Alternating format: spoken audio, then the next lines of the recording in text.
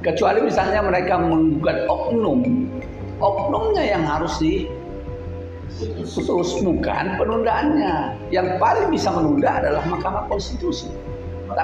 Nah itu tidak dilakukan Mahkamah Konstitusi dan tidak ada yang menggugat itu. Kita lihat pemilu ini kepentingan siapa paling besar sekarang? Bukan rakyat lagi, pemilik modal. Jadi sebenarnya yang ingin negara ini maju, rakyat ingin maju, tapi rakyat nggak punya kekuatan. Makanya apa yang dibilang Pak Mahfud itu betul, dia harus lawan. Bertemu kembali dengan saya Suwandi Purba di program Tokoh Bicara Aktual Channel dari studio Aktual Channel di Panglima Denai Amplas. Kami sapa tokoh kita saat ini, Bang Radzamin Sirait. Gimana Bang? Baik. Sehat ya. Sehat. Saya senang melihat Abang tampil sangat energik, sangat ceria. Amin. Di tengah suasana negara kita yang penuh dengan suasana kehangatan nih Bang. Kemarin ada kasus Sambo, saat ini di televisi Teddy Minahasa, tapi kita tidak bahas itu Bang dalam sesi ini. Kita mau bahas yang terhangat juga, perihal putusan PN Jakpus yang dalam tanda kutip memvonis penundaan pemilu 2024. Dalam tanda kutip kami sebutkan karena masih dipertanyakan. Kira-kira gimana nih Bang Radzamin? Ya pertama kita bersyukur ya pada Tuhan, hari ini kita sebagai bangsa dan negara masih tetap utuh ya, terpelihara dengan baik. Walaupun keadaan tidak seperti kondisi-kondisi biasanya, banyak keadaan-keadaan di luar dugaan. Apakah itu akibat alam, apakah itu akibat oknum, atau mungkin situasi politik, ekonomi, dan akibat daripada keadaan dunia juga berpengaruh kepada Indonesia pasca COVID-19 kemarin. Tapi kita lihat Indonesia ini sangat betul-betul bangsa yang dikasihi Tuhan ya. Begitu besar bangsa ini tetap bisa utuh walaupun tantangannya begitu banyak. Dan kita lihat juga bangsa ini sangat menarik, kita melihat sangat unik. Banyak kejadian-kejadian yang nggak masuk akal jadi seperti masuk akal ya. Salah satu mungkin kayak yang keputusan pengadilan ini yang bukan wewenangnya diputuskan gitu. Kemudian hanya karena ketidakpuasan daripada salah satu calon peserta pemilu karena tidak lolos dalam syarat administrasi atau sipolnya, dia menggugat, menganggap perbuatan melawan hukum. Oke Bang, saya mencatat Abang ada menyebut hakim itu memutus di luar kewenangannya. Itu dalam perihal yang mananya Bang? Karena kan ini kan penundaan pemilu ini kan harusnya bukan mereka. Ada KPU, ya kan, Bawaslu, DKPP, dan Mahkamah Konstitusi. Berarti sesungguhnya 4 institusi ini yang berhak, yang ditunjuk oleh undang-undang, kemudian yang diberikan anggaran oleh pemerintah. Berarti hakim tidak berhak. Ya. Nah, karena ini kan bukan masalah pidana biasa. Iya benar. Kecuali misalnya mereka menggugat oknumnya yang harus diputus, bukan penundaannya. Nah, yang bisa menunda itu kan udah jelas, katakan Mahkamah Konstitusi, hasil daripada rapat semua keputusan tadi, gugatan tadi. KPU sendiri tidak serta-merta bisa menunda. Ya benar. Bawaslu juga tidak bisa. Ketika Bawaslu dan KPU melanggar, ada DKPP yang menindak. Yang paling bisa menunda adalah Mahkamah Konstitusi. Nah itu tidak dilakukan Mahkamah Konstitusi dan tidak ada yang menggugat itu. Nah, ketika vonis sudah diputuskan, kemudian menjadi perbincangan di seluruh jagat Indonesia ini. Abang melihat tadi hakim di luar kewenangan.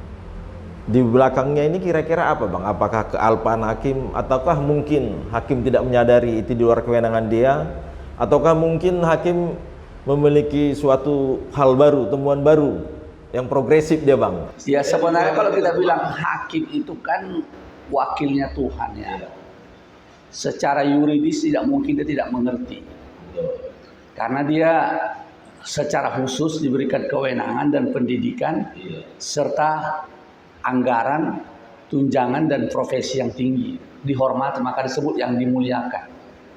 Siapapun di depan hakim ketika sedang bersidang nggak berkutik. Itulah hebatnya kedudukan hakim itu.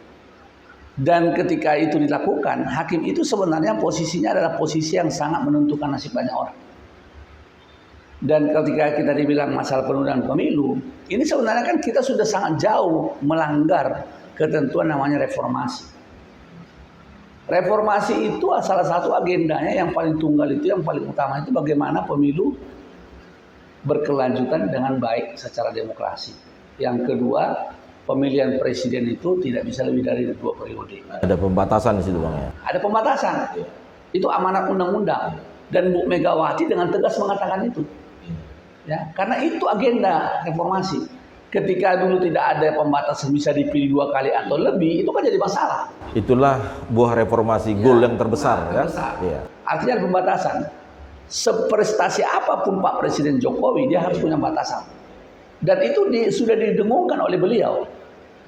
Nah, artinya jangan nanti dianggap ini sepertinya rekayasa pemerintah. Kita jadi kadang-kadang kita biaskan yang nggak ada. Kita buat cerita-cerita yang nggak ada. Padahal sebenarnya ini bisa saja mungkin ya nggak tahu kita apa dibalik motivasi hakim ini. Ini Abang mengkaitkan putusan sidang dengan buah reformasi, pembatasan, dan Abang sebutkan tadi terkait dengan keinginan Pak Jokowi sendiri yang tidak ingin ada penundaan. Ya. Nah, kira-kira apakah ada latar belakang, katakanlah oknum dalam tanda petik yang bermain di sini nih Bang? Mungkin ya, menyetel kalau putusan. dalam hidup sehari-hari ini kan semua pasti ada yang berkepentingan. Ada yang berkepentingan bagaimana supaya pemilu dipercepat, ada yang diperlama karena tergantung kepentingan masing-masing. Tapi kalau kita lihat, kenapa sih ada reformasi, reform, pembaharuan? Kan kalau toh juga masih kita paksakan keinginan kita dengan keinginan yang lebih besar, pembaharuan. Berarti kan kita mundur jauh ke belakang. Salah satu agenda reformasi kan reformasi hukum. Nah, makanya ditata ulang semua hukum kita termasuk yang namanya wewenang. Ya kan? Makanya ada Mahkamah Konstitusi. Ketika undang-undang diragukan atau putusan diragukan, ada judicial review yang bisa dilakukan kepada Mahkamah Konstitusi atau ke Mahkamah Agung. Itulah hebatnya hari ini. Kalau dulu kan kalau udah diputuskan DPR misalnya undang-undang, ya udah jalan aja.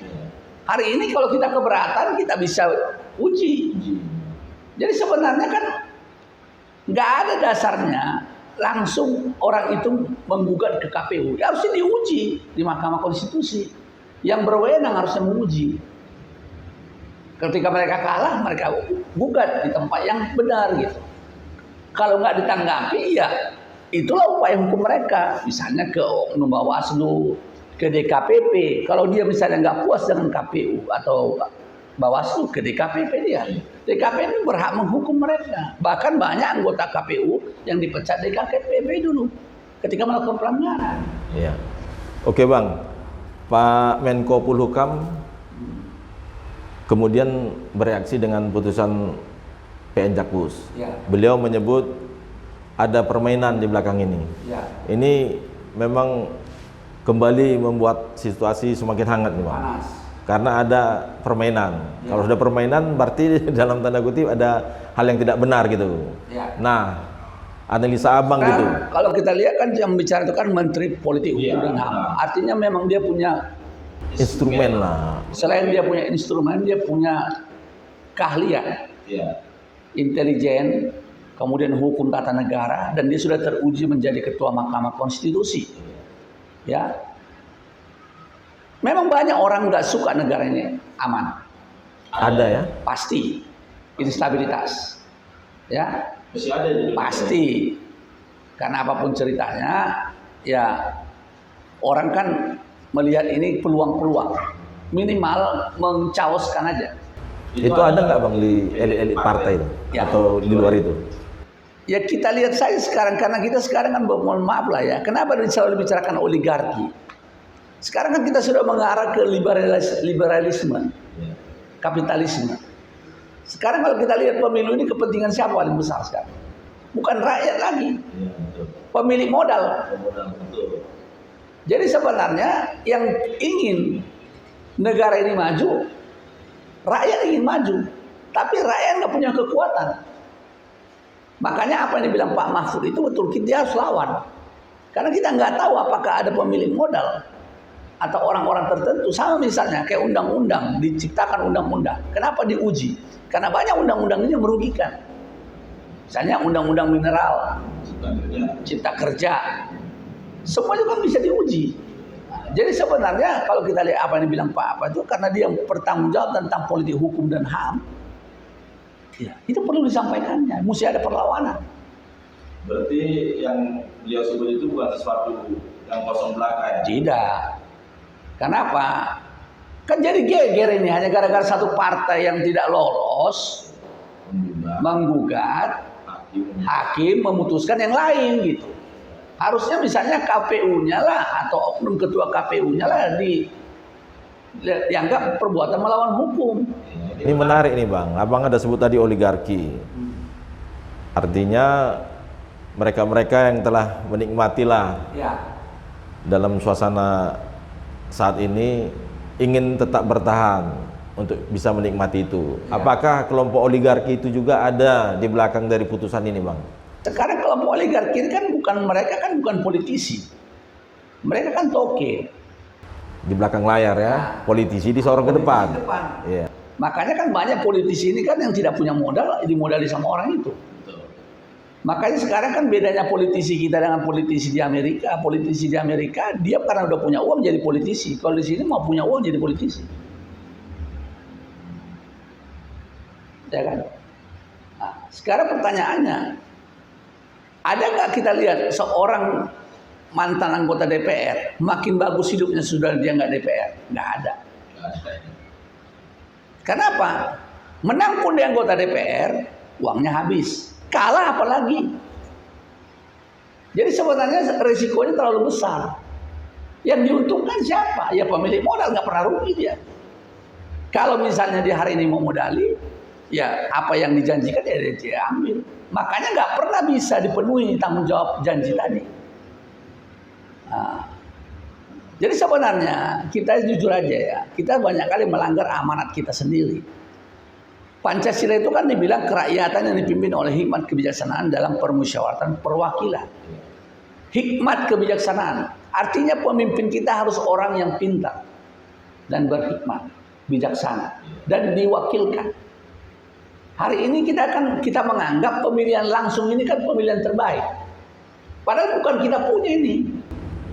Liberal ya. Liberal punya kita demokrasi Pancasila. Mufakat. Makanya zaman dulu nggak pernah berantem kita. Karena segala sesuatu kita musyawarahkan dulu, kita sepakati dulu, ya kan? Nah, jadi fungsinya instrumen itu jalan. Hari ini enggak. Sekarang siapa penguasanya? DPR-nya siapa? Kita lihat bisa aja DPR diam terus, nggak ngapa-ngapain. Bahkan ketika sidang-sidang nggak ada yang hadir, nggak apa-apa kok, merasa tanggung jawabnya nggak ada. Oke, Bang, kita kembali ke topik kita. Hakim telah memutus Ya. penundaan pemilu, ramai dibicarakan. Ya.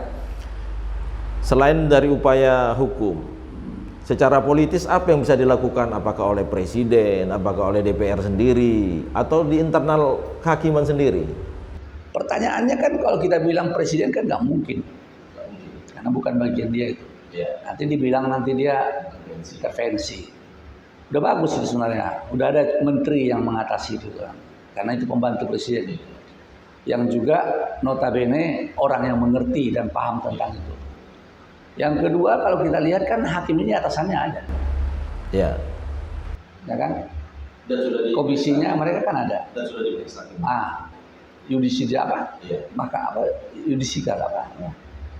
Apa namanya? Komisi yudisial pun ada. Ya. Mahkamah Agung ada. Artinya sebenarnya kan kalau ketika berjalan semua itu kan terbukti siapa yang main. Iya.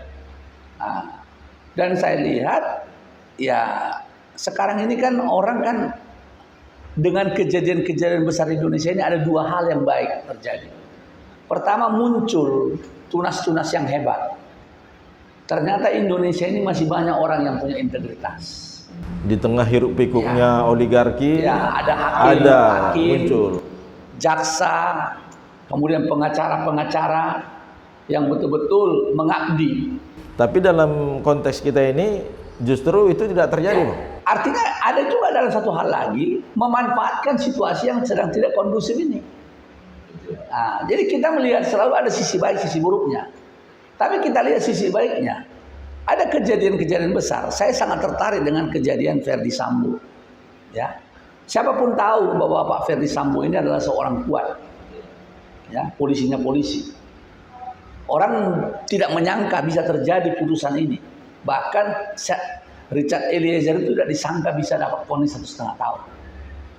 Tapi begitulah hebatnya karya Tuhan dalam putusan ini. Artinya Indonesia ini masih punya hati nurani.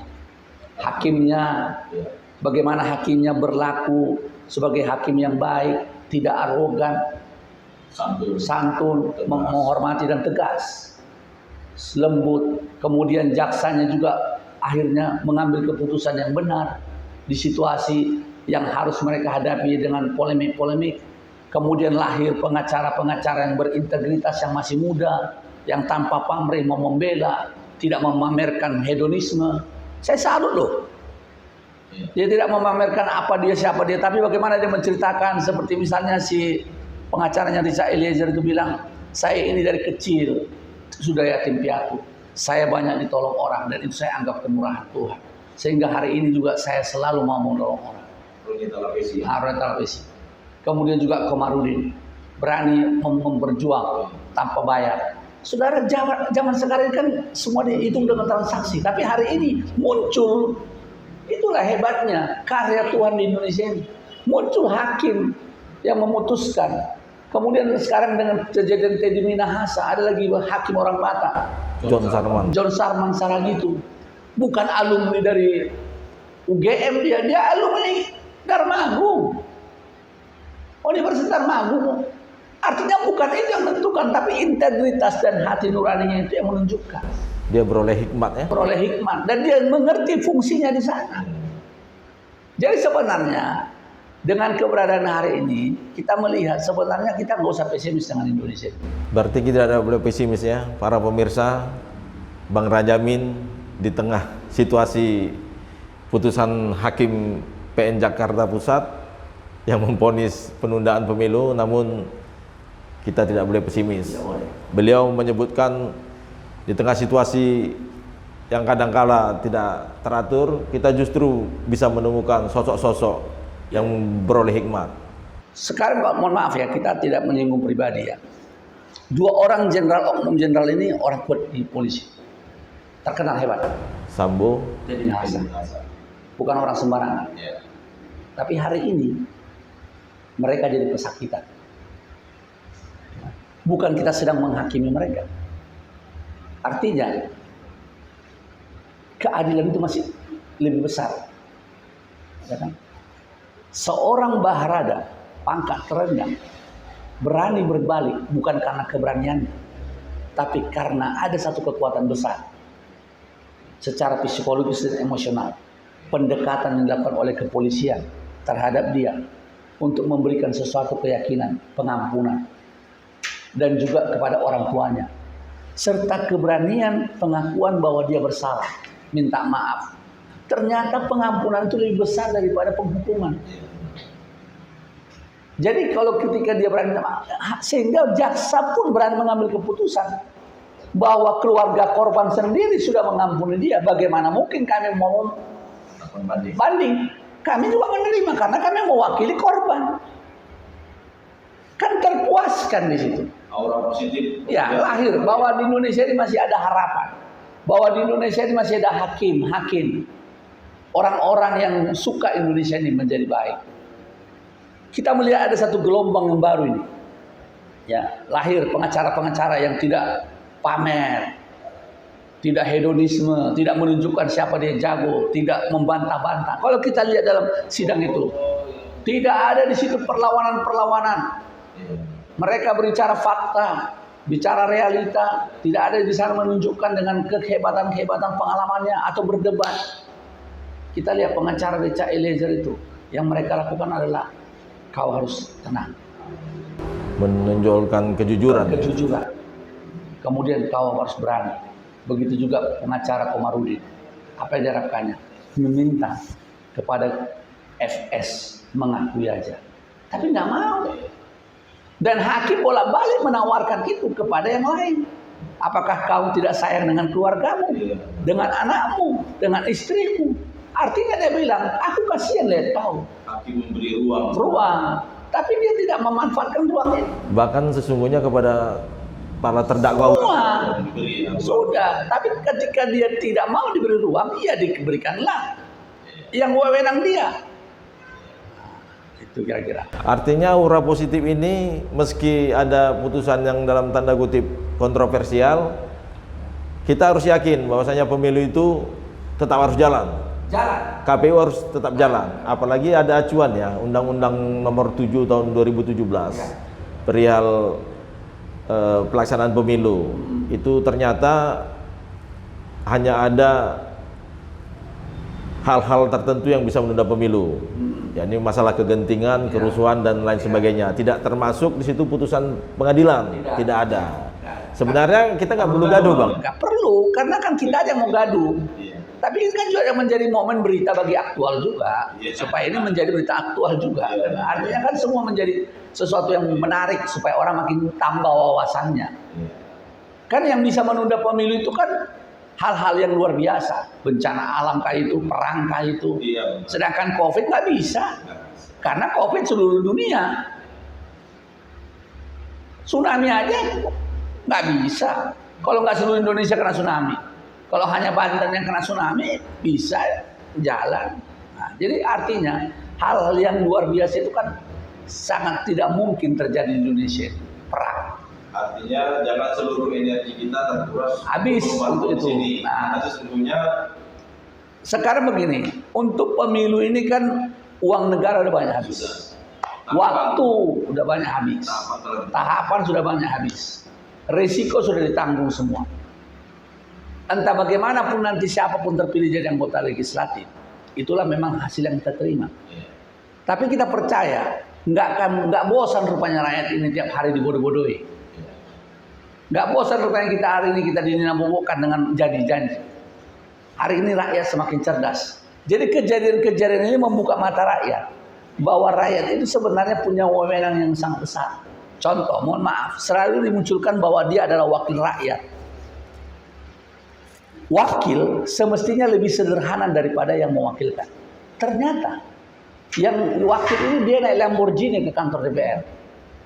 Sedangkan ini mengais-ngais jadi pemulung suara. Hak tertinggi dari seorang warga negara kepada di bangsa ini adalah hak suara dia. Dia berikan sama seseorang wewenang lebih besar daripada dia terima. Ketika dia menuntut nggak ada. Jadi saat kita dari sini kita belajar juga. Rakyat ini makin cerdas. Ya. Contohnya Eliezer selama ini kan mungkin orang menganggap setiap perintah sudah dilaksanakan. Tapi dengan kejadian ini mulai mungkin terjadi kultur yang baru bahwa atasan mereka bukan oknum tapi hukum. Yang sebenarnya kalau anggota Polri itu atasannya hukum bukan oknumnya. Tapi karena ada kultur militerisme masih bahwa nanti dia akan mendapat konsekuensi, maka dia melakukan, maka dia bilang perintah atasan. Akhirnya korban dia sama kayak Dodi itu. Perintah atasan, dia tidak berani menolak karena dia tahu siapa atasannya ini. Walaupun ini belum ponis, ya, walaupun belum ponis, karena memang hasil WA-nya jelas. Jadi dari sini kita tahu bahwa ada satu nanti kultur yang baru. Ya, maka kan dibilang civil society. Bagaimana dulu Polri keluar dari tentara, dari TNI, ada tujuannya untuk bagaimana mereka sebagai polisi sipil. Nah, atasannya. Jadi ketika misalnya kayak si Rizal Eliezer ini, kenapa dia nggak berani menolak? Ya karena dia tahu dia paling rendah. Iya, benar. Ya, karena kita gini, kita dengar lagu Indonesia Raya. Ya, hiduplah Indonesia Raya. Ya kan? Ada kata raya. Indonesia ini akan menjadi negara puncak. Negara kepulauan terbesar di dunia, garis pantai terpanjang di dunia, suku bangsa terbanyak di dunia. Semua kita punya. Yang kita punya, kita kasih sama orang lain, punya orang lain kita ambil. Itu kesalahan kita. Orang belajar Pancasila, Pancasila kita sia-siakan. Kita anggap Pancasila ini udah tahu kita semua. Padahal Pancasila ini kehidupan yang dianugerahkan Tuhan sama kita. Ya, kenapa pertama ketuhanan yang Maha Esa? Karena segala sesuatu dimulai dari klausa prima dari Tuhan. Baru bicara kemanusiaan kan? Kenapa nggak kemanusiaan duluan? Kedudukan daripada urutan itu aja sudah menunjukkan itu adalah anugerah. Itu ada hikmat dari Ya, Tuhan. baru persatuan. Baru kerakyatan. Bagaimana persatuannya? Harus ada yang mimpin. Baru ada berkeadilan kan? Bagi seluruh Indonesia. 5, angka 5. Sempurna jari. Kalau 4 jari nggak sempurna, 5 jari. Itu namanya anugerah. Baiklah, para pemirsa aktual, saat ini kita berada di sesi terakhir. Ya. Biasanya di sesi terakhir ini kami akan membuat 2 opsi Ya. pertanyaan yang bisa bersifat pribadi, yang boleh dijawab, boleh juga tidak. Ya, silakan. Bang Rajamin pernah menjabat ketua partai untuk provinsi. Nah, Bang Rajamin juga seorang entrepreneur, pengusaha. Dan Bang Rajamin juga seorang pelayan Tuhan, pengkhotbah. Nah, dari 3 aktivitas ini, Abang harus pilih 2, tidak boleh 3-tiganya. Kalau harus disuruh memilih, apakah Abang menomorsatukan pelayan, atau Abang politisi, atau Abang entrepreneur? Tidak boleh bersamaan. saya tidak akan mau jadi politisi. Tidak akan mau jadi politisi. Berarti Ya. tereliminir ya? Pertama, saya sudah jalani, ya, dan saya lihat kadang bertentangan dengan apa kita ya. Bukan maksudnya kita sok bersih ya. Artinya kekecewaan kita bukan kepada pemerintah, kepada kendaraan yang kita bawa ini kan gitu, ya kan. Nah, yang kedua, kita lihat juga bahwa jadi politisi di Indonesia ini tidak bisa membawa perubahan apa-apa, baik terhadap diri kita sendiri atau terhadap yang lain. Belum ada saya lihat misalnya hasil daripada karya anggota DPR ini yang bisa membuat secara komprehensif ada perubahan, apakah dunia pendidikan. Padahal sebenarnya dunia politik inilah kekuatan untuk membuat suatu perubahan. Tapi ternyata tidak bisa. Ya kan? Tidak bisa. Kita lihat reses-reses mereka nggak ada juga hasilnya. Ya. Jalan di Sumatera Utara ini pun nggak bisa bagus. Ya kan? Kemudian tidak lahir juga pemimpin-pemimpin yang betul-betul teruji. Bahkan banyak pemimpin kita ini emosional, temperamen. Ketika mendekati rakyat begitu lembutnya, ketika sudah berkuasa begitu arogannya. Ya kan? Sekarang kita mesti mencari pemimpin dong yang santun, yang sopan, yang tidak emosional, yang bisa berempati sama orang. Contoh misalnya, mohon maaf lah, kejadian Pelumpang. Semua cari alasan sekarang. Kebakaran kok jadi semua kena masalah. Karena dari dulu udah trouble itu, karena memang daerah itu kan memang daerah padat. Dari sisi keamanan, security memang nggak pantas tempat itu. Siapapun akan tahu. Dan tanah itu tetap bermasalah dari dulu belum diselesaikan. Bahkan rakyat sudah menang di Mahkamah Agung untuk dibayar, tapi tak dibayar. Jadi sebenarnya kan di situ tadi empati daripada anggota DPR ini, kepala daerah ini terhadap rakyatnya juga belum kelihatan. Lanjak matanya diketahui. Iya. Sama, nggak usah jauh-jauh kita, Karangsari lah. Ketika mau pilkada, mau pileg, wah semua menawarkan kita akan selesaikan. Toh juga PBB-nya diterima, listrik telepon bisa, tapi status tak ada.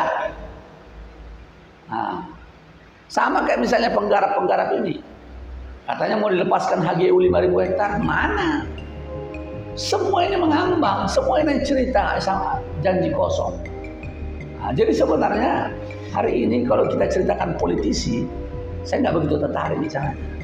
Artinya apa akan memilih entrepreneurnya, pengusahanya, dan pelayannya. Saya lebih memilih pelayannya. Pelayan. Nah, kalau entrepreneur aja banyak kali orang kaya di Indonesia. Banyak kali orang kaya, banyak kali yang punya mobil mewah, banyak kali yang menunjukkan dia hebat.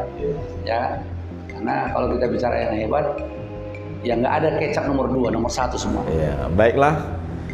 Demikianlah diskusi kita obrolan kita hari ini dengan tokoh kita Bang Radzamin Sirait. Kami berharap kedepannya kita kembali bisa bersua untuk membahas hal-hal terkini di Indonesia dan Sumatera Utara.